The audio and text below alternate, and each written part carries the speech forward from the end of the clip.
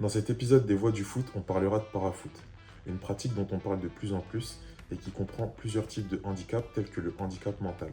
Et qui de mieux que notre invité pour nous parler de ça? Allez, bon visionnage. Abdel, bonjour. Bonjour Daniel, Comment tu vas? ça va très bien, merci. Ça va, nickel. On est dans les locaux de l'UFT aujourd'hui pour discuter un petit peu de ce que tu fais, de ton parcours.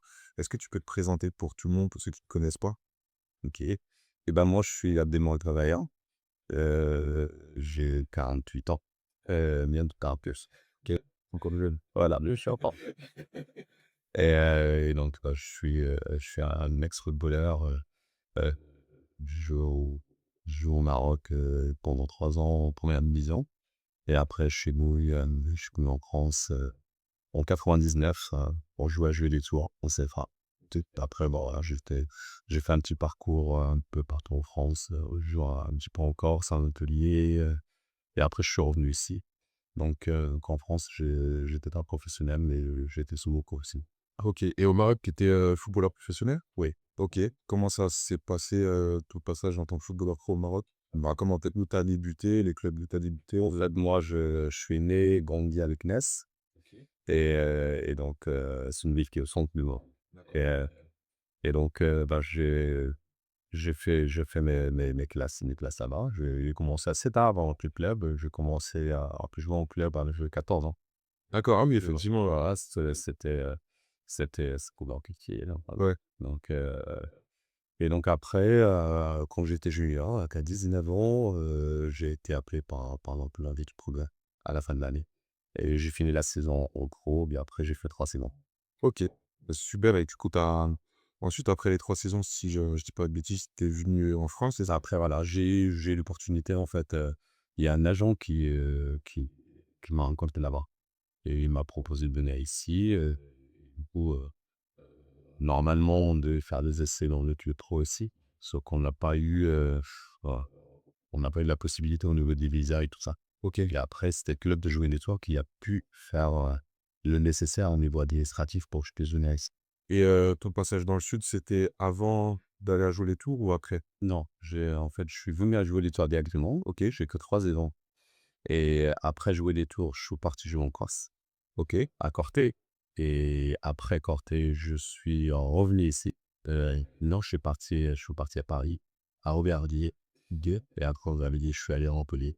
J'ai vécu 2 ans là-bas et j'ai joué aussi là-bas et je suis revenu ici. Dans le club d'Aubervilliers, c'est quand il jouait la jeunesse d'Aubervilliers? C'est le club de Aubervilliers qui était en CFA. Ok, ok, d'accord. Et bon, c'est vrai que les époques ont un peu changé depuis, mais c'est quoi la différence entre le football corse et peut-être le football parisien ou le football tourangeau? En tout cas, à ton époque, c'était quoi les différences? Il y a pas beaucoup de différence en fait. Quand j'étais en Corse, je jouais la majorité des équipes, c'était sur le continent. Ok. Donc c'était un peu la même chose. Heu à Aubervilliers, le niveau, il était un peu plus élevé. D'accord, quand Aubervilliers, tu jouais à quel niveau? J'étais en CFA 2 CFA de ok. et donc ouais, le niveau, il était un peu plus élevé. OK, région parisienne. Mais sinon, ici, quand on était à jouer des tours, même quand j'étais à Avoine, en CFA 2, c'était un bon niveau. Ok.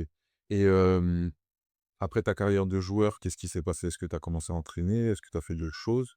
C'est bien, en fait, moi, j'ai fini pas comme entraîneur-joueur, ça s'appelle Blondette. Ok. Donc j'étais 2 ans, entraîneur-joueur à Fondettes, et auparavant, j'avais déjà passé les diplômes pendant que je jouais, C'était quoi comme diplôme? bah, le brevet d'état d'éducateur sportif qui est maintenant, aujourd'hui, c'est une BLF. Ah, ok, d'accord. Voilà. Ouais, c'est Et pas les mêmes appellations. non, c'était pas là les appelations, avant c'était le brevet d'état d'éducateur sportif. Heu, J'ai entendu parler de I1, I2. oui, c'était les diplômes qu'on passait avant, de pouvoir passer le brevet d'état. Ah, d'accord, ok. Donc c'était des diplômes, on va dire départemental, parce Ok. que ça se passe au Vesco, là, au district. Et après, donc c'était l'initiateur 1, l'initiateur 2 et l'animateur senior. Ok. Parce que c'est vrai que j'en entends beaucoup parler quand je discute avec avec des éducateurs qui ont un peu plus de bouteilles, un peu plus d'expérience. J'espère que je suis pas celui qui a dit deux, mais je sais pas ce que c'est. Je vois ce que c'est. Ok, merci pour la précision. Ouais, Donc, alors en fait, c'était des diplômes pour entraîner, l'initiateur 1, l'initiateur 2, c'était pour s'occuper plutôt des jeunes, ok, l'école de foot et les jeunes. Et après l'animateur senior, c'était, je commençais à entraîner un peu les seniors, mais les seniors à l'époque de PLN, donc c'était le niveau départemental. ok, Et après, tu pouvais accéder au brevet d'État qui aujourd'hui est là. d'accord. Et toi, t'as entraîné quelles équipes?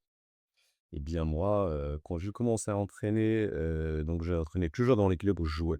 Ok, Ça a commencé quand j'étais à Boine, c'est là où j'ai passé mon brevet d'État et donc j'ai entraîné les jeunes, j'ai entraîné les 18, j'ai entraîné aussi, à l'ASC à la section sportive de Connect, il y a 3 ans. Et donc et après, bah, j'étais par exemple à Saint-Avertin quand ils étaient en DH, j'ai entraîné les U18, je me suis occupé de l'école de foot. En fait, à chaque fois, moi, j'étais dans le club, bon, pas en tant que joueur, mais ouais, t'avais toujours déjà le casquette en fait. ok, donc je faisais ça et après j'ai fini, avec les seniors, j'ai eu juste cette expérience avec Fondette, j'étais entraîneur-joueur. C'était la seule fois où j'ai entraîné les seniors. D'accord. Voilà et après ça, je suis venu à Tours pour entraîner les U12 et là depuis maintenant, 13 ans, j'ai toujours entraîné que des U12. Ok, C'était la catégorie ouais, c'est la catégorie que tu préfères le plus. Est-ce qu'on peut revenir un petit peu sur, parce que ça m'intéresse ce que tu viens de dire sur le passage en section sportive. Quelles étaient tes missions à cette époque-là? Qu'est-ce que tu faisais en fait? eh bien, moi, j'entraînais les 6e, 5e. Ok, Bon, j'étais avec Pascal Meunier, qui était responsable de la section et donc j'étais un des entraîneurs. ok, vous étiez plusieurs? Oui, Ok, donc Pascal Meunier, c'était le responsable et après, il y avait moi et ça se reliait, il y avait 2-3 d'accord, ok. Et donc on va repartir sur les U12 parce que c'est une catégorie qui t'aide bien. Et bien, je vais te poser quelques questions. Euh, déjà, tu as fait combien de saisons sur les U12? donc quand j'étais à Tours, j'ai fait 7 saisons. Ok, c'est pas mal, hein? Oui, c'est très, très bien. Et en plus, sachant que, excuse-moi de te couper, sachant que je pense que maintenant, c'est peut-être compliqué de rester autant de temps sur une catégorie. Oui. Donc, comment ça se fait que tu sois resté autant de temps, au-delà du fait que tu aimes les bus? Comment ça se fait que tu sois resté autant de temps et Mmh. Bah, en fait, moi, cette catégorie je connaissais pas, donc on me l'a proposé, je suis allé et en fait, je me suis rendu compte, tout de suite que c'était une année charnière, en fait. d'accord. Heu, C'était l'année où les enfants, ils rentraient en 6e, oui, donc ils rentraient au collège et c'était comme une année de transition. En gros, de passage entre l'enfant, Oui. petit enfant et les Et à la autres. naissance, peut-être, voilà. Voilà et en fait, pour moi, c'était un passage qui était très, très important et les compétences et les objectifs qu'on met dans cette année, ils étaient très importants que pour la construction, bah, heu, entre guillemets, de l'humain, de la personne et aussi du footballeur. Ok. Parce que, le passage au collège, voilà, on grandit, on n'est plus le fils à sa maman, donc il faut s'affermer un peu et après footballistiquement, c'est là on commence à leur parler, de tactique et de placement sur le terrain et donc ça, moi, ça m'a beaucoup intéressé. Ok. Et du coup, bah, quand j'étais poussé dans des conditions qui étaient très bien parce qu'à l'époque, le Tour FC, il était en Ligue 2. En 2011, j'ai commencé avec les U12 et donc on parlait c'est notre petit, j'avais toujours des groupes qui étaient très, très intéressants au niveau du niveau. Mais après, au niveau personnel, il y avait toujours le même travail qu'on devait faire au début de l'année Mhm. où, on a des enfants qui arrivent et il faut tout de suite qu'on leur explique, qu'il y a une transition, il y a un passage à faire et moi, c'est ce qui m'intéresse, hein. Ok. Du coup, voilà, pendant les 2 premiers mois, c'était très compliqué parce que les gamins ne comprenaient pas, l'exigence L'exigence, ouais. qu'on leur demande. Les parents ne comprenaient pas comment ça se fait qu'on pousse un petit peu leurs enfants, comment ça se fait qu'on essaye aussi de les mettre un petit peu de côté pour qu'ils comprennent que leurs enfants, il faut qu'ils commencent aussi à être Ouais, c'est seuls. de la liberté Voilà. aussi, et puis faire des erreurs. Et donc, tout ça, moi, d'après toute l'expérience que j'ai eue, il me fallait toujours 2 mois pour que les choses se stabilisent. Ok. Et avec les gars, et avec les parents. T'as toujours eu une méthode claire et je savais que pendant ces 2 mois, voilà, c'était peut-être les 2 mois où il y allait avoir une transition qui allait se mettre en place pour les parents, pour l'enfant, pour le rapport entre l'éducateur, les parents, le rapport entre l'éducateur et le joueur aussi peut-être. C'était un vrai. Ok. Et, euh, et au niveau comment on appelle ça? D'un joueur que tu vas chercher à l'extérieur pour faire rentrer au Tour FC à l'époque, comment ça se passe? En fait, moi, j'ai jamais eu cette envie, euh, en fait, d'aller recruter des joueurs. D'accord. Ça m'a jamais intéressé, ça ne m'est jamais plu de penser qu'à cet âge-là, à 11 ans, qu'on puisse aller voir des gens et leur dire venez ici. Et en fait, pour moi, c'était, on était dans le football des jeunes. euh, les gamins qui ont envie de venir au club pour s'inscrire, ils viennent, on s'inscrit, ils jouent au foot. Voilà. Donc, ça m'a jamais, je suis jamais allé chercher quelqu'un. Mais par contre, on avait la possibilité d'avoir toujours des enfants qui avaient envie de venir en Tour FC parce que c'était avec le phare de l'âgement, c'était le club où il y avait presque tous les meilleurs joueurs. Et du coup, voilà, les enfants, ils avaient envie de venir jouer ici. Ok. Ok, ok. Parenthèse fermée au niveau des U12 et c'était super intéressant parce que même moi j'ai appris des choses et je te redécouvre aussi à travers ces questions, donc c'est top. Depuis quelques années maintenant, tu t'es spécialisé dans une branche, je ne veux pas dire particulière, mais une branche vraiment spéciale du foot. Est-ce que tu peux nous en parler? Et oui, depuis 9 ans maintenant, moi j'entraîne une équipe de stade T, qu'on a créée en 2017. Ok, Et alors, suite à une demande d'une éducatrice spécialisée que je connaissais par le vilain copain, et elle est venue me voir pour me dire qu'elle a des personnes en situation de handicap qui veulent faire du foot. Et elle, c'est pas sa spécialité. Elle a dit qu'elle m'a demandé de faire des entraînements. ouais, donc la volonté c'était vraiment voilà, des personnes en situation de handicap qui voulaient reprendre le sport ou faire du sport. Ouais. Et ne savait pas forcément c'était quoi forcément son corps de métier. Et du coup, elle s'est orientée tout de suite vers quoi? Voilà. Ok. Après naissance comme ça. Moi, à l'époque, ça a coïncidé en même temps par mon passage, parce qu'à l'époque, je travaillais une 3FC, j'étais éducateur et j'étais ascenseur de boutique. Et j'avais décidé de me réorienter professionnellement vers l'éducation spécialisée, donc pour devenir un moniteur éducateur. Ok. Donc, j'étais en train de passer mon diplôme de moniteur éducateur. Et donc, c'est tombé-là. Moi, je ne connaissais pas un handicap. D'accord. Moi, je voulais faire ce travail pour travailler dans le centre d'enfance. Et donc, j'avais fait un stage pendant ma formation dans un foyer d'accueil du jour. Et c'est là où j'ai découvert handicap. Ok. Et à partir de là, il y a eu cette demande. Moi, j'ai fait une séance d'entraînement. Ça a matché parce que c'est des petites personnes qui sont super attachantes. Et on est parti comme ça. Donc, j'ai continué à leur faire les entraînements une fois par semaine. Ils étaient 4. Et donc, pour leur permettre de faire des matchs, à cette époque-là, il y avait déjà la section de Loches qui était en place. Ok. Eux, ils faisaient déjà des matchs en championnat régional. Et du coup, bah, nous, la Ligue nous a permis de continuer à s'entraîner donc au club de jouer du Tour qui a accepté qu'on nous accueillir, mais de jouer les matchs sous le nom de ce banc de Loches. Ah, ok, d'accord. Parce que nous, on n'avait pas assez de joueurs pour jouer à chaque. C'est pas comment ça?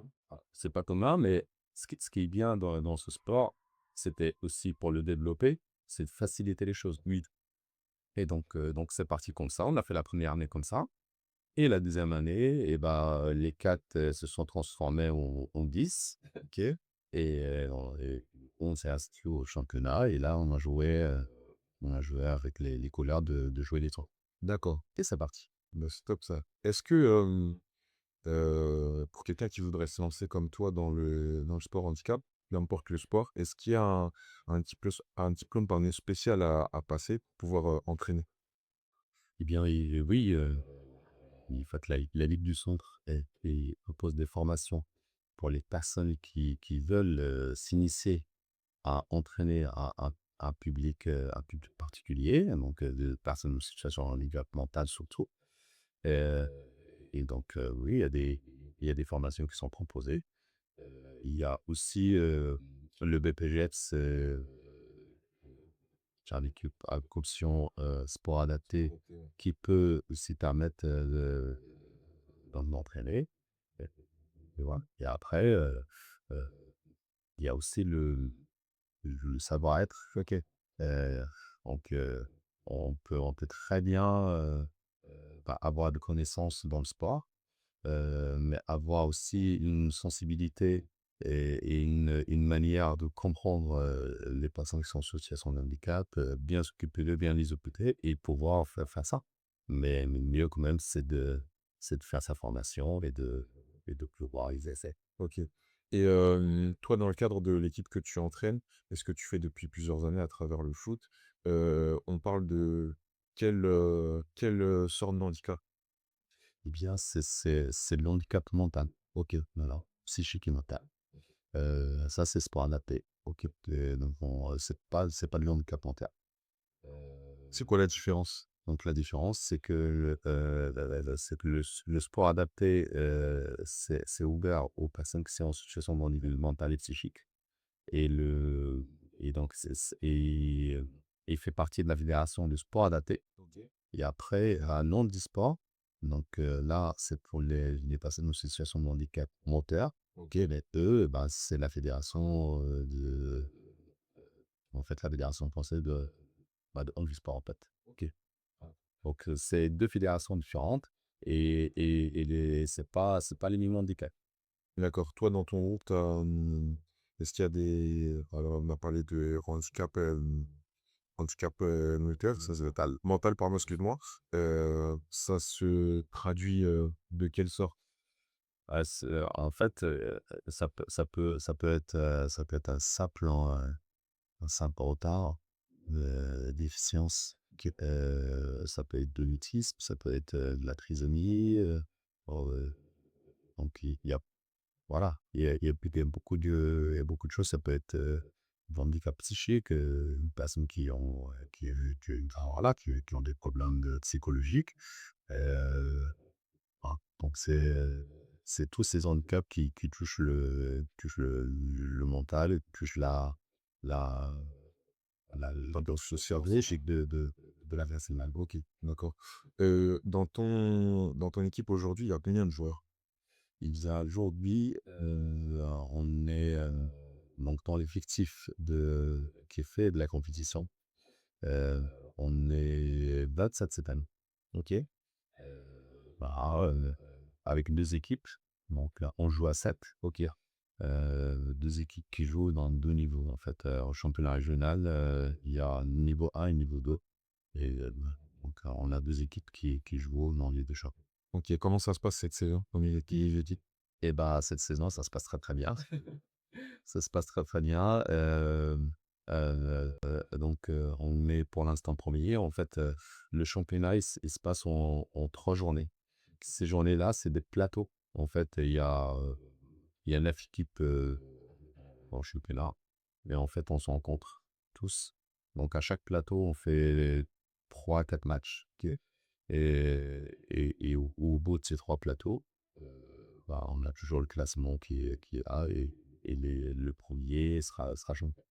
Donc cette année, là, on a fait les deux journées. Il nous reste la dernière qui va être chez nous la semaine prochaine, le 7 mars. Et on est premier. Ok. Donc, notre équipe première, il nous que deux, ils sont premiers du classement pour l'instant. Donc si ça se passe bien, on sera champion pour la première fois. Et j'ai une autre question. Euh, sur comment ça se passe au niveau de, de la compétition. Donc, tu disais qu'il y a des 3 plateaux dans toute l'année, c'est ça? Et entre les plateaux, qu'est-ce qui se passe? Est-ce qu'il y a des matchs amicaux? Est-ce qu'il y a des événements en particulier? Ouais. En fait, les 3 plateaux, ils concernent le championnat régional. OK, d'accord? Championnat régional, les 7. Après, on a aussi le championnat régional de futsal avec à la suite, le championnat de France futsal, qu'on a fait au mois de janvier cette année et qu'on a fait pour la 3e fois. Donc cette année, c'était à Besançon. Et qui et après, on a aussi une journée, on fait la coupe du centre. En fait, la coupe du centre qu'on voit, Ouais, quand le football ouais, classique. du football classique. Et bien, il y a aussi la coupe de centre chez nous.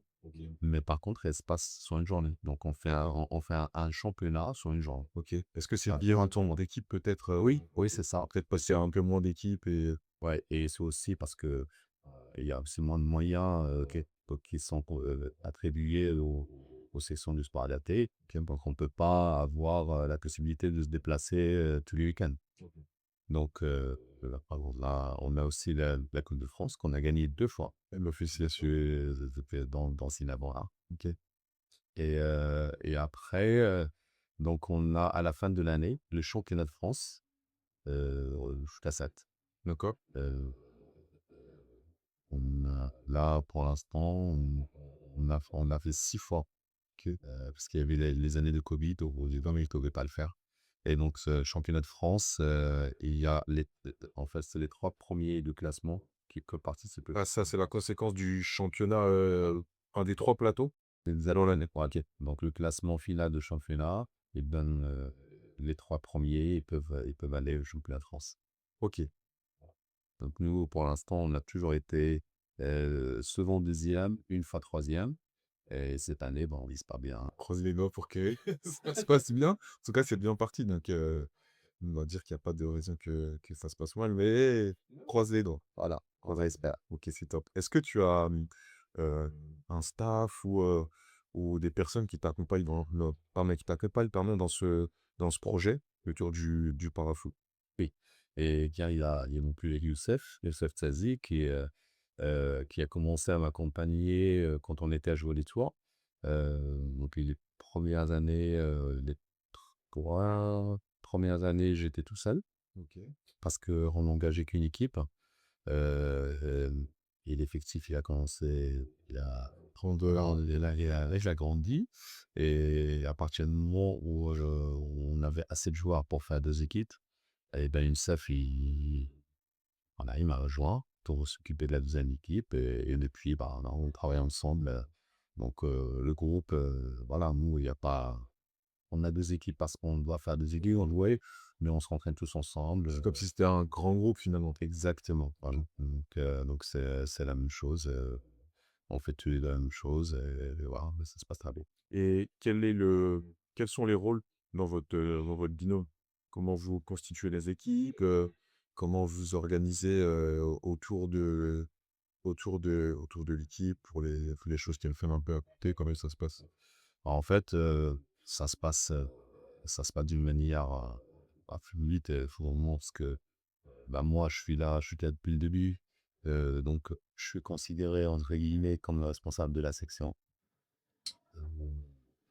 Euh, et on est tous les deux une cassard. Oui, quand on entre le groupe, chacun a ses rôles, mais ses rôles naturels finalement. C'est comme ça.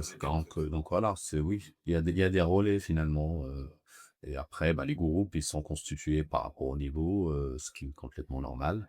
Euh, Ce qui permet aussi aux joueurs qui ont un bon niveau bah, de continuer à progresser, et de ceux qui ont un niveau inférieur de pouvoir progresser dans des, dans des, con- dans des conditions qui leur permettent de progresser.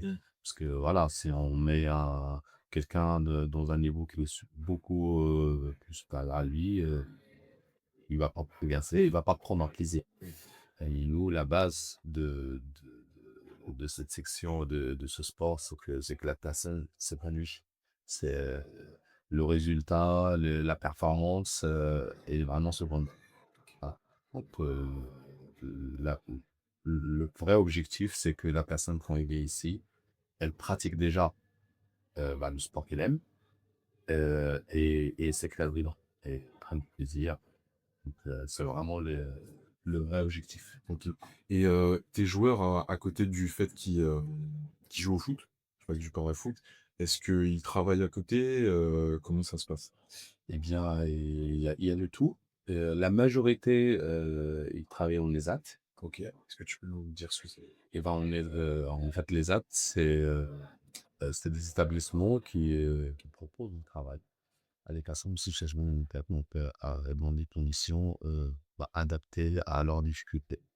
Ils sont, et ils font du travail au- au- qui est adapté en fait qui est adapté à leur condition, accompagné par des éducateurs spécialisés.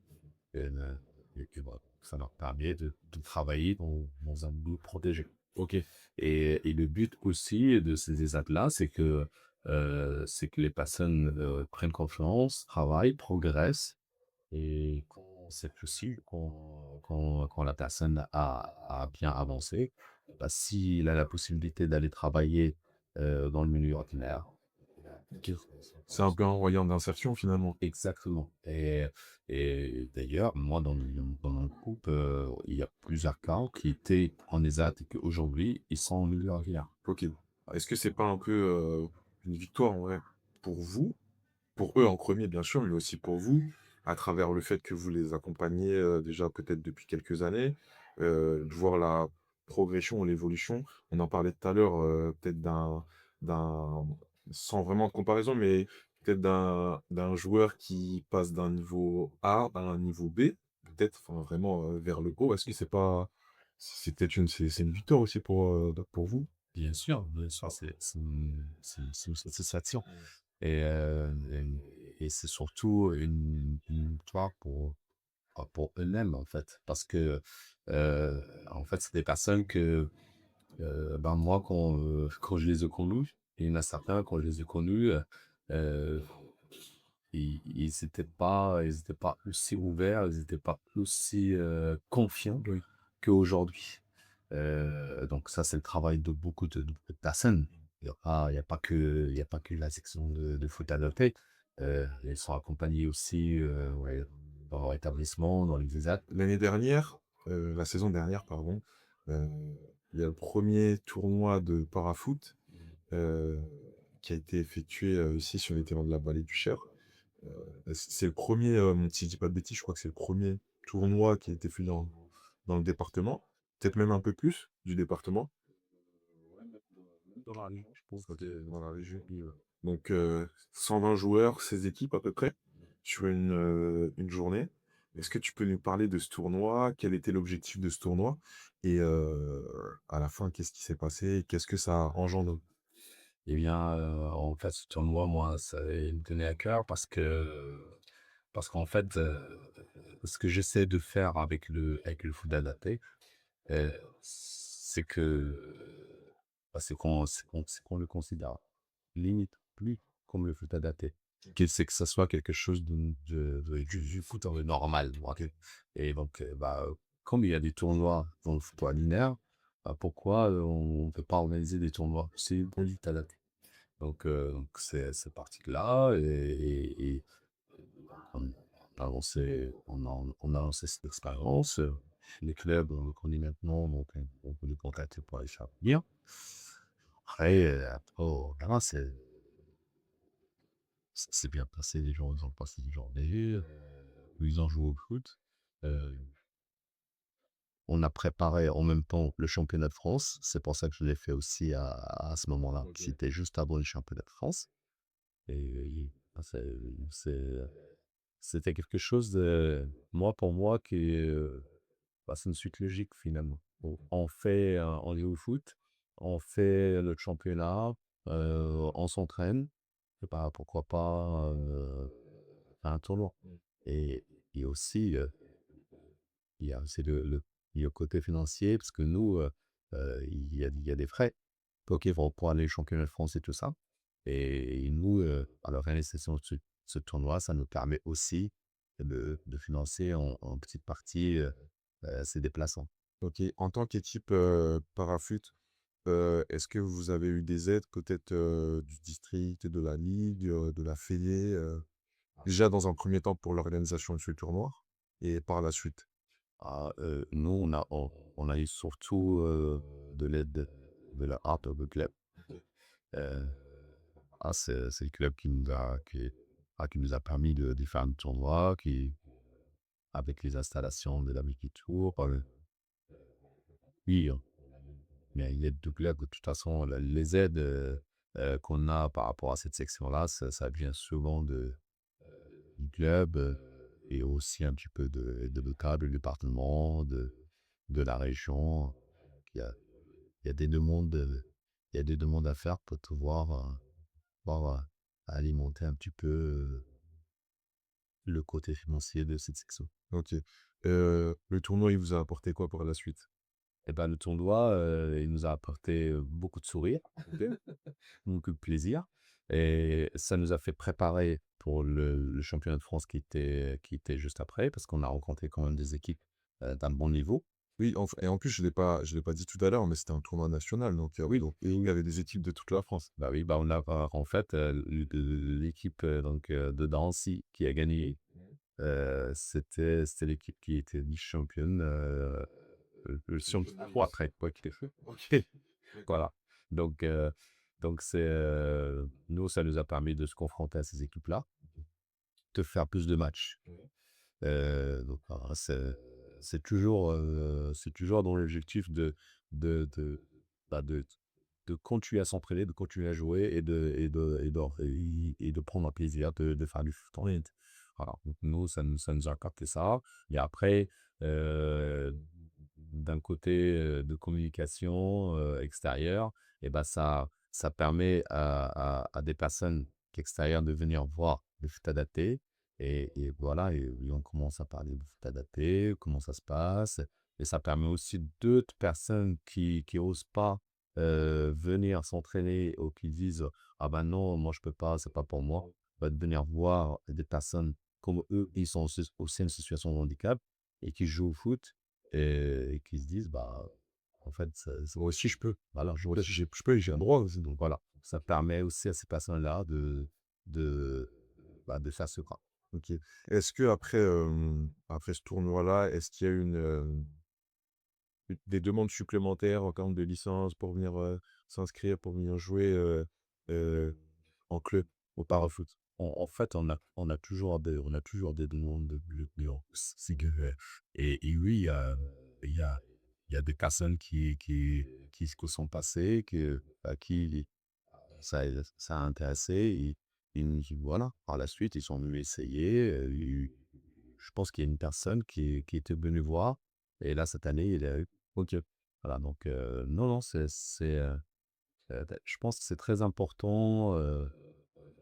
Par rapport à l'image qu'on veut donner de sport adapté, de créer des manifestations comme ça, un peu plus régulièrement, pour que les gens bah, s'habituent en fait, s'habituent à voir des personnes en situation de handicap jouer au foot, jouer, faire d'autres sports, que ça devient quelque chose de naturel. C'est vrai que là, ça se démocratise un peu plus, notamment à travers, les jeux olympiques, aussi, où, on voit un peu plus de sports adaptés, heu, de sport handicap, je l'appelle un peu comme ça, mais je sais pas si c'est le terme exact. Là, après, c'est des termes. Ouais. L'essentiel, c'est le sens pour mettre dedans. Oui, oui, donc voilà, je pense que ça se démocratise un peu plus et effectivement, comme tu dis, à travers, les événements que toi tu mets en place ou même d'autres, ça va peut-être permettre aussi d'éveiller un peu les gens et puis, de se dire: «Ah au fait, c'est vrai en vrai, c'est pas si mal en vrai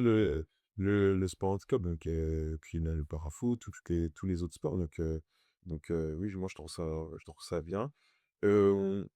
Donc quelques temps après, il y a le championnat de France, Mmh. dans le sud, je crois, Oui, à Nice. c'était à Nice, ouais. Combien ça s'est passé? Et ça s'est très bien passé. C'était une très, très belle expérience comme à chaque fois. En fait, voilà, moi je vous l'ai dit tout le temps, mais je vais le redire. En fait, c'est que du plaisir avec cette section. Et, et moi, c'est ce que j'essaie d'expliquer aux gens qui entraînent aujourd'hui dans le foot ordinaire où on a quand même il y a une ambiance qui est pas toujours assez sereine. Il y a beaucoup de choses qui perdent un petit peu de leur sens, surtout dans le plaisir de la pratique.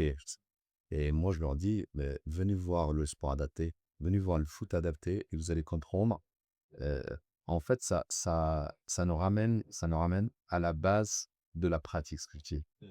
Des gens qui sont positifs, qui sont, qui sont motivés, qui sont là pour prendre plaisir, qui sont là pour se donner et qui sont ponctuels, qui sont respectueux, qui ont un esprit sportif.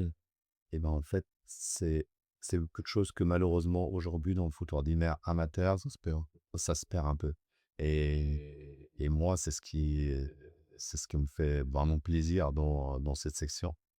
Du coup, bah voilà, on part au championnat de France 4 jours, c'est que du plaisir. Déjà, c'est un voyage. Ces personnes-là sont pas beaucoup l'occasion de bouger. Là, on traverse la Bance, on va dans une nouvelle ville, sur les installations de Gésévis. Euh, c'était incroyable. C'était incroyable. On joue des matchs contre des équipes qui ont un super niveau où les gars, ils se dépassent comme pas possible. Donc, non, c'était juste une arme. Et après, on fait les matchs, on va faire un tour à la plage, on se mène ensemble. Donc voilà, c'était vraiment quelque chose de. Le Faldino, c'est la concrétisation de la saison. On fait championnat, on s'entraîne, on joue des matchs et on sait que ce moment-là, à la fin de l'année, c'est du bonheur, c'est la cerise en fait, c'est la cerise. Ouais. Et donc voilà, les gars, ils profitent à fond. Et au-delà encore des résultats, eh ben, il y a ce moment de partage à passer ensemble en fait. Ok. Et voilà, c'est excellent. Euh, Après ça, comme tout le monde le sait, il y a malheureusement la fermeture du Tour FC. Comment s'est faite la transition, bon, pour la section parafoot, entre le Tour FC et l'UFT? Comment ça s'est passé? Est-ce qu'il y a eu des difficultés? Au contraire, est-ce que ça s'est très bien passé? Est-ce que vous avez eu des aides? Comment ça s'est passé? En fait, ça s'est très très bien passé. Euh, donc, les dirigeants de l'UFT, ils ont tout de suite montré que cette section-là elle faisait partie de ma priorité, quoi ce qui était quelque chose de très très positif pour nous. Et je les remercie d'ailleurs. Euh, donc, non, ça s'est passé naturel. Donc, il va être à la fin de l'année, ils nous ont clairement dit, nous, cette section-là, ça fait, voilà, c'est important pour nous, pour nos clubs. Donc, vous êtes les bienvenus. Et voilà, ils ont mis euh, les conditions qu'il faut. Et ça s'est fait naturellement. C'est passé, voilà, on n'a pas eu de difficultés. Au contraire, on a eu des personnes qui ont, qui ont montré en fait, qu'ils ont vraiment envie d'avoir cette section I. Ah, et il est parti. Donc, c'est une continuité, finalement. On s'entraîne toujours sur les mêmes terrains. Ok. Mais ça n'a pas bougé? Voilà. euh, et les dirigeants, ils sont complètement derrière. Bon, c'est très bien. C'est top. Et c'est peut-être aussi grâce à la visibilité que vous avez mis en place à travers les événements, à travers toutes ces choses-là que vous m'expliquez juste avant. Donc, ça a donné aussi du sens peut-être pour certains de se dire que le projet au Parafoot, il était important aussi. Bien sûr, bien sûr. En fait, là, toutes ces années de construction, bah, ils ont permis aux personnes qui viennent voir, ou bien dirigeants de club, de se dire, ah, en fait, cette section-là, elle apporte quelque chose au club. et il apporte quelque chose en fait, d'humain et il apporte une dynamique positive, finalement. Parce que c'est des gens qui sont très positifs.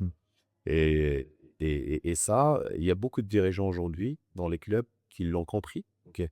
Et du coup, voilà, moi, je l'ai toujours dit quand j'étais à jouer des tours, hem, moi, mon objectif, c'est que les clubs, c'est que les clubs du foot ordinaire, bah, ils puissent avoir cette section tu parce que le but du jeu, en fait, c'est qu'on puisse, bah, permettre à toutes les personnes en situation de handicap de pratiquer. OK.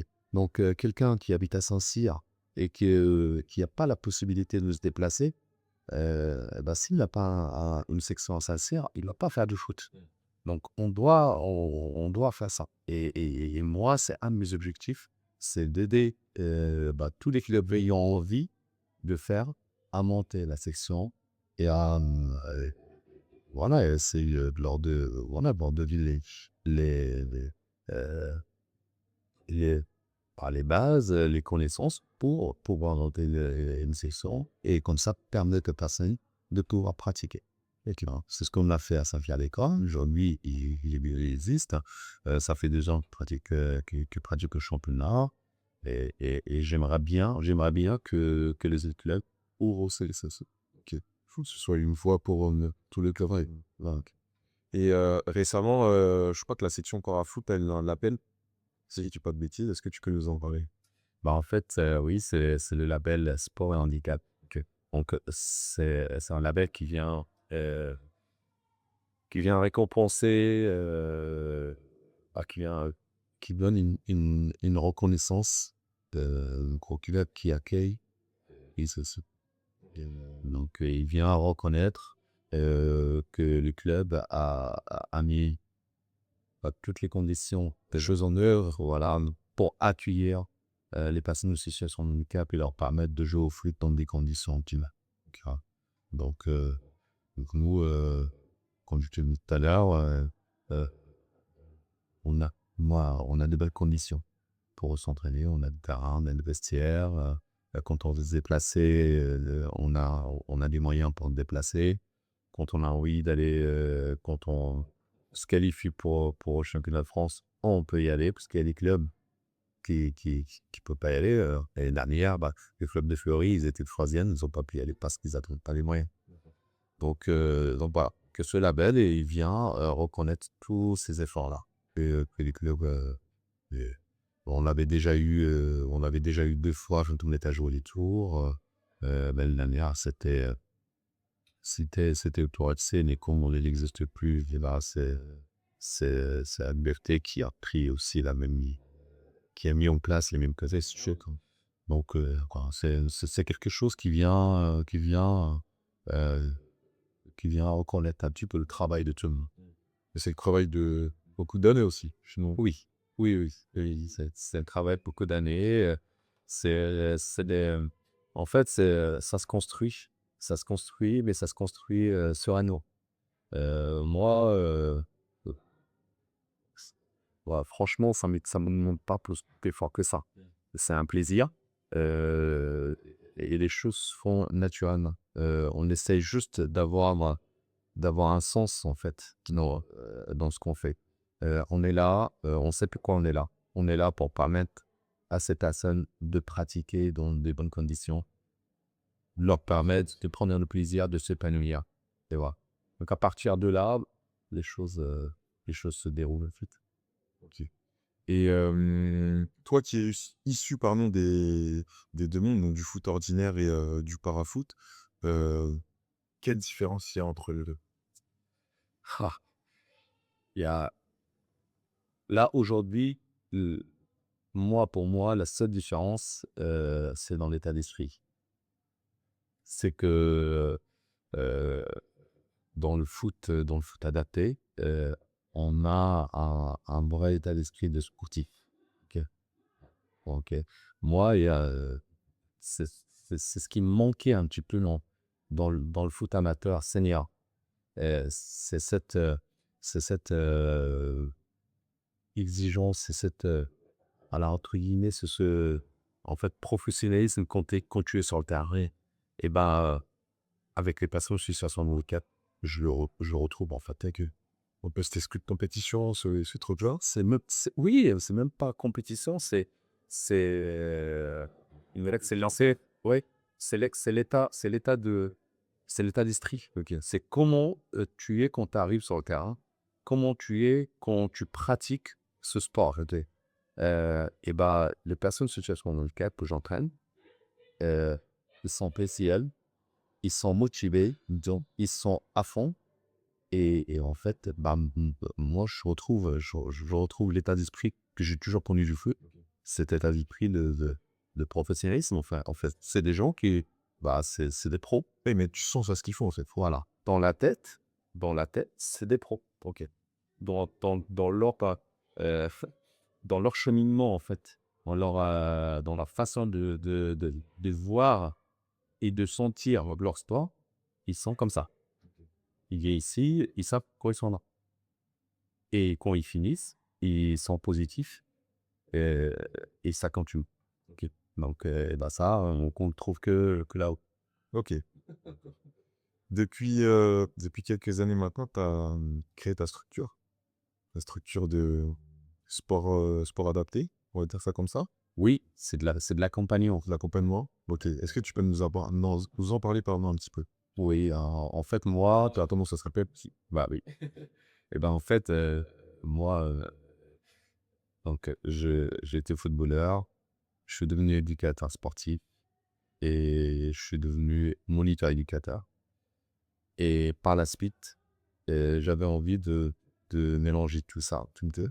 Heu, moi, quand je travaillais en IME, par exemple, en tant que moniteur éducateur, tous mes projets, ils étaient autour du sport. Le football, c'est ce que je suis pas et et en fait, on travaillait dans le collectif et je voyais qu'il y avait certaines personnes qui profitaient pas de ces accompagnements parce qu'ils avaient pas les compétences pour être dans le collectif. OK. Ils avaient besoin de plus d'individuels et moi, bah, ça m'a un peu travaillé. OK. Parce que j'avais l'impression de travailler et de faire progresser certaines personnes, mais d'autres, je les voyais pas progresser parce que je réponds pas à leurs besoins. Mais c'est pas ce moment-là. J'ai pas les moyens. OK, on est dans une structure, on n'a pas assez de moyens humains pour pouvoir faire de l'individuel. Et donc, bah, à partir de ce constat, je me suis dit, bah, je vais en sortir et je vais proposer ces accompagnements qui manquent, en fait. Donc, je vais proposer quelque chose pour compléter le travail que les équipes éducatives font, bah, au sein de la structure. Et c'est parti. OK. Ça fait 4 ans et demi que je fais «Babaya Sport» entre guillemets. C'est de l'accompagnement de personnes en situation de handicap à travers le sport. OK. Voilà.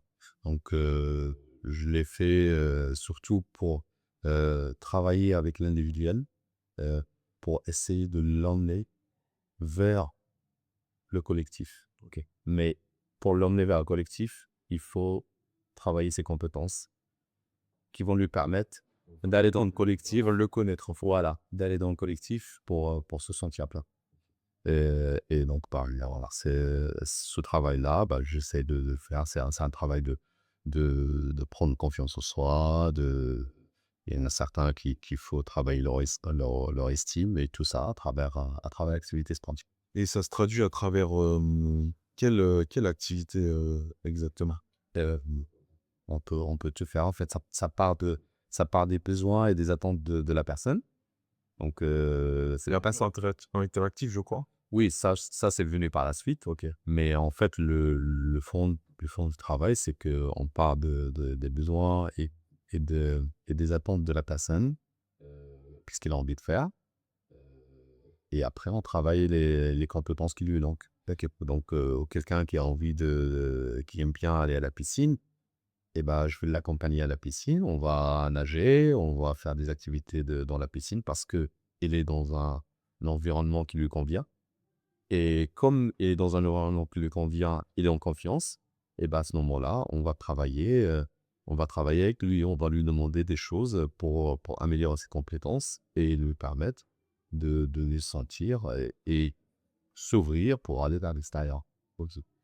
On arrive à la fin de l'interview. Moi, je vais te poser 3 questions. Déjà la première, si tu avais, une baguette magique, qu'est-ce que tu changerais ou tu chercherais à améliorer dans le parafoot? Même dans le sport, à handicap en général? Bah, moi, si, je changerais pas, mais ce que j'aimerais, c'est qu'il y a plus de sections. C'est que en fait, aujourd'hui, on voit qu'il y a des sections féminines dans presque tous les clubs. Et ben, moi, j'aimerais bien qu'il y a des sections de foot adapté ou bien de sport adapté dans tous les clubs. OK? Ça veut dire que quand on va dans un club de hand et ben, naturellement, on doit se dire: «Bah, il y a une section de hand adapté». OK. On va dans un club de foot, bah, il y a une section de foot adapté. Que ça soit quelque chose de normal et comme ça, bah, les gens qui sont en situation de handicap, ils doivent même pas se poser la question. Ils savent très, très bien que s'il a envie d'aller dans ce club-là, et il trouvera les conditions pour pouvoir pratiquer. D'accord, que ce soit ouvert à tout le monde. Ah, exactement. OK, donc si j'ai une baguette, OK, si tu étais un super-héros, et tu avais le pouvoir de manipuler un peu les cerveaux, quels préjugés tu essaierais d'enlever dans le cerveau d'une personne qui ne connaît pas du tout ou très peu le parafoot ou le sport handicap en général? et ben, j'essaierai juste en fait, lui bah, comment dire? De le faire vivre en fait, un championnat français. OK, voilà, juste ça. Il vient, il passe 3 jours avec nous et là, il va repartir et il va dire: «Ah là Ah là». ouais, en fait, c'est pas ce que je pense, en tout cas, c'est top. OK, voilà, OK. C'est une bonne réponse, c'est vrai, tu as raison. Heu, Dernière question, qu'est-ce qu'on peut te souhaiter pour la suite à toi, ton équipe, heu, les gens qui t'accompagnent à travers le parafoot, même tes activités, professionnelles? Alors, que ça continue, qu'on continue à avancer, à progresser, qu'il y a de plus en plus de personnes qui posent venir pratiquer, que la section de parafootball jeune qu'on a lancé cette année, on a remporté et qu'on a lancé cette année, que ça prenne et qu'il y a de plus en plus de jeunes de jeunes personnes en situation de handicap qui viennent pratiquer. Ouais, voilà. Que tout ce qu'on a mis en place continue et s'améliore. Oui. OK. Abdel, moi, je te remercie vraiment beaucoup parce que, comme on en a parlé un peu avant le début de l'interview, moi, je suis pas issu du sport handicap, donc je connaissais pas trop et on m'a parlé du tournoi parafoot. Moi, j'y étais l'année dernière, j'ai mis le micro et honnêtement, j'ai passé un moment extraordinaire parce que, j'ai découvert un monde que je connaissais pas et vraiment à travers ta bienveillance, même l'organisation du tournoi et le fait de voir, ben, des joueurs, en situation de handicap jouer au foot et même à travers leur personnalité, j'ai passé un moment vraiment top. Jusqu'à aujourd'hui, je m'en souviens parce que vraiment c'était génial et avec les dirigeants qui nous ont accompagnés, qui t'ont accompagné dans ce projet-là. Donc je te remercie beaucoup de m'avoir ouvert les yeux déjà là-dessus et de nous avoir, proposé le contenu que tu nous as proposé en parlant d'handicap dans le sport en général, mais surtout de parafoot parce que c'est ce que tu fais, heu, en général et vraiment merci. J'espère que ça parlera pardon, à beaucoup de gens qui, eux, peut-être n'osent pas, faire du sport ou faire du foot à cause, peut-être de certains préjugés ou peut-être les préjugés qu'elles leur envoient eux et que j'espère que ça va éveiller les consciences et que ça va parler à d'autres personnes donc vraiment merci beaucoup. Ah, merci à toi et juste, je voulais rajouter juste une chose que j'ai oublié, mais qu'on l'a depuis cette année, et ça, c'est la continuité. Tu vois, quand je t'ai expliqué tout à l'heure le métier que je fais, et ben, finalement, je le fais aussi indirectement en travers la section du foot adapté. Et, et en fait, depuis cette année, notre équipe première, elle participe au championnat de l'Asie sur le championnat FSGT. Ah, de foot à 7. Voilà, OK, tu 7. Donc, avec des personnes ordinaires au budget. Et donc, ça, voilà, pour moi, on a passé un cap cette année et je suis très, très, très content. C'est aussi grâce à Youssef qui connaissait aussi ce milieu-là. Et donc, bah, cette année, on joue encore plus, mais surtout, on joue contre des personnes ordinaires. On fait les troisième mi-temps avec des personnes ordinaires. Et en fait, bah, tu vois, là, le travail qu'on voulait faire, il prend tout son sens. On est parti de 4 personnes qui avaient même pas, qui osaient même pas venir dans un club. Donc aujourd'hui, et ben, on est passé par des championnats de France. Et aujourd'hui, et ben, on joue à 21h le jeudi contre des personnes ordinaires. Et on boit un coup avec eux à la fin et ça se passe très très bien. Mais c'est ce que tu disais tout à l'heure, c'est pas, enfin, tu voulais que ce soit pas que du parafoot, mais juste du foot. Exact. Finalement, ça prend du sens. Et ben aujourd'hui, voilà, c'est ça. Donc, merci beaucoup, Alié, pour Merci à toi. tout ce que tu viens de me dire. Et puis, on te souhaite beaucoup de réussite pour la suite. Et puis, j'espère peut-être encore d'autres projets. Et peut-être que tu reviendras avec nous pour disserter de choses autour du parafoot ou du sport musical. Avec plaisir. Merci à toi, Mats. Merci.